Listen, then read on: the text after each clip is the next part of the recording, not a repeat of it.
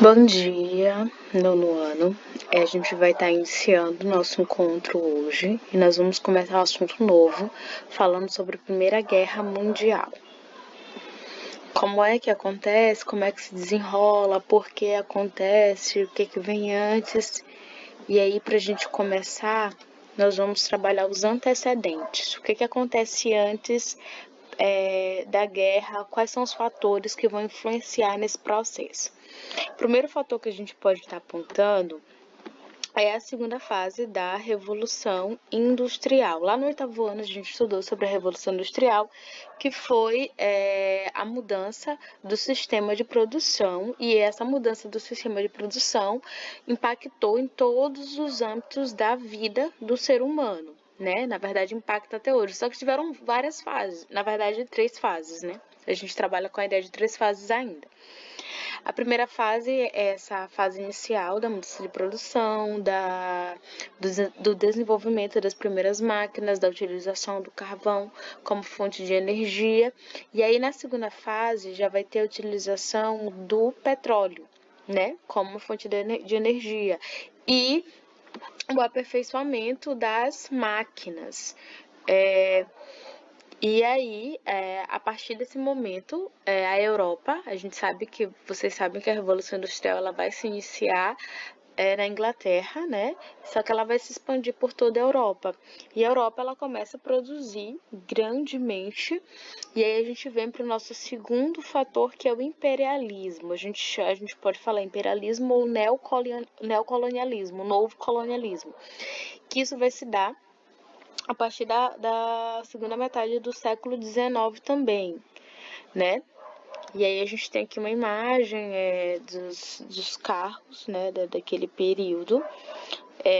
Vai ter na segunda fase da Revolução Industrial, vai ter um avanço muito grande na questão dos transportes, né? Como a gente viu lá no 8º ano.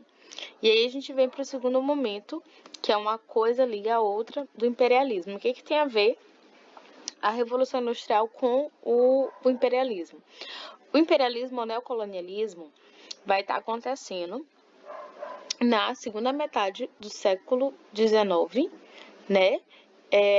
E aí os países europeus eles vão começar a buscar territórios, inicialmente para territórios consumidores dos seus produtos, mas eles também querem dominar esses territórios para ter mão de obra barata, matéria-prima barata, e aí eles começam a dominar uma parte do continente asiático e grande parte do continente africano. E aí a gente tem aqui 2 mapinhas para estar ilustrando esses acontecimentos, esses tristes acontecimentos, na verdade, né? O continente, dentro desse contexto, assim, os dois sofreram, obviamente, mas o continente africano, na minha percepção, é o que vai ficar mais devastado, porque ele já tinha sofrido muito durante o período colonial, o colonialismo. Lá, quando começam as grandes navegações, a gente estudou isso lá no 7º ano, e aí, uma grande parte do continente africano ele já tinha sido muito massacrado, muito explorado pelos europeus. E agora, uma outra parte do continente passa a novamente ser muito explorada pelos europeus, né? E aí o continente africano também, ou o continente asiático também. E a Europa, ela vai meio que os países, né? Mais desenvolvidos, as metrópoles, né, europeias, elas vão fazer uma partilha. Por isso que no mapa a gente tem esses 2 nominhos, a partilha da Ásia e a partilha da África, né? Eles vão partilhar entre si. E esse também é um fator que a gente pode colocar como antecedente da Primeira Guerra Mundial, né? Como os antecedentes, aquilo que acontece antes. Por quê? Porque essas disputas entre essas nações por essas regiões, elas vão causar tensões, não só as tensões localizadas, obviamente, porque as populações elas vão resistir de alguma forma, mas tensões entre essas sociedades que estão impondo a sua vontade.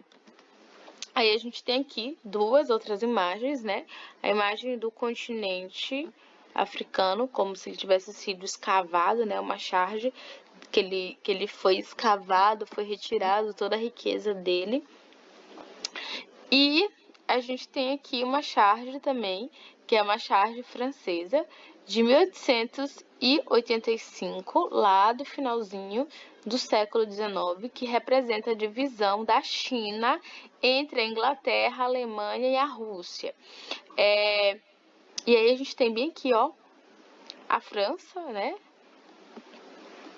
A França, que era um país que tinha grandes investimentos na Rússia. Olha ali por trás do czar russo, ó. Então, eles têm relações, participando indiretamente do jogo. O Japão, pensativo, analisa como poderia participar da partilha. Aí, ao fundo, a gente tem o imperador chinês, né, observando a cena aflito. E aí, essa charge é do jornal Le Petit Journal, né, do jornal Le Petit. É importante a gente perceber também essa questão da figura do Japão. O Japão não está no continente asiático, só que o Japão ele vai despontar também ali como uma grande potência. Tanto é que a gente vai ver uma grande participação desse país asiático nessas relações com esses grandes países do continente europeu. E aí, a gente aqui no nosso mapinha, a China ela vai ser repartida, né? Bem fragmentada entre essas nações. E aí, essa disputa aqui, por essa partilha, vai causar muitas tensões entre esses países europeus. Nesse momento também, aqui antes de iniciar a guerra, tem um momento que a gente vai chamar de Belle Époque, né? Que é de 1871 até 1914. Então, do final da segunda metade do século XIX até quase a metade da segunda década do século XX, né? A Europa ela viveu um período de relativa paz, progressos tecnológicos e científicos, por conta lá como eu já falei, da Revolução Industrial, e aí a gente já está dentro da perspectiva da segunda Revolução Industrial, que é quando tem esse desenvolvimento dos transportes, dessa nova fonte de energia, então começam a acontecer reformas sociais, uma elevação do padrão de vida. Então é como se o continente europeu ele estivesse muito bem, né? Com reflexo de toda a riqueza que está sendo gerada e também por conta aquelas questões que a gente acabou de falar aqui, da dominação do continente africano e do continente asiático. Só que esse período, ele é um período que a gente pode dizer que é assim, meio que um período mascarado, maquiado, né? Dessas grandes, dessa paz, né? Tanto que fala relativa paz, essa relativa paz, esse progresso. E aí, meio a isso vai estar acontecendo o que a gente vai chamar de paz armada, que também é um dos antecedentes da Primeira Guerra Mundial. O que seria a paz armada? É justamente por conta disso. Tensões estão acontecendo entre essas potências, dentro de uma mesma nação, às vezes existiam rivalidades internas, mas geralmente entre as potências. E aí, o que é a paz armada? A paz armada nada mais é do que essas grandes nações se preparando, se armando, desenvolvendo tecnologias, desenvolvendo a ciência em prol da belicidade, né? Então eles começam a desenvolver armas, eles começam a armazenar essas armas, eles começam a guardar essas armas. Por quê? Porque existia uma grande tensão e a qualquer momento isso explodiria, né? Dentro desse contexto também, vocês podem ver aqui no mapinha que tem a Alemanha, né, a Inglaterra, e bem aqui tem a América representada pelos Estados Unidos, né? Ah, mas a gente está falando de continente europeu, o que é que os Estados Unidos têm a ver dentro desse contexto? Os Estados Unidos é um país que está, obviamente, no continente americano, mas só que vai sofrer grandes impactos desse processo e grandes influências do processo da Revolução Industrial. E aí a gente sabe, que a gente estudou lá no 8º ano, né? O processo de independência dos Estados Unidos, que tem uma contextualização completamente diferente do nosso processo de independência. E aí, os Estados Unidos eles começam um processo de desenvolvimento econômico muito forte também. Tanto é que a gente vai ver mais lá na frente que os Estados Unidos ele vai ser bem decisivo para, vamos dizer assim, o término da guerra, né, para o desfecho da guerra. Aí a gente vem para mais um fator antecedente, que são os nacionalismos, né? Como eu falei para vocês, existiam tensões. E aí, dentro desses processos nacionalistas, a gente vai estar destacando alguns. Primeiro, o pangermanismo. Eles desejavam, os pangermânicos, eles desejavam anexar à Alemanha os territórios da Europa Central, habitados pelos povos de origem germânica. E o pan-eslavismo.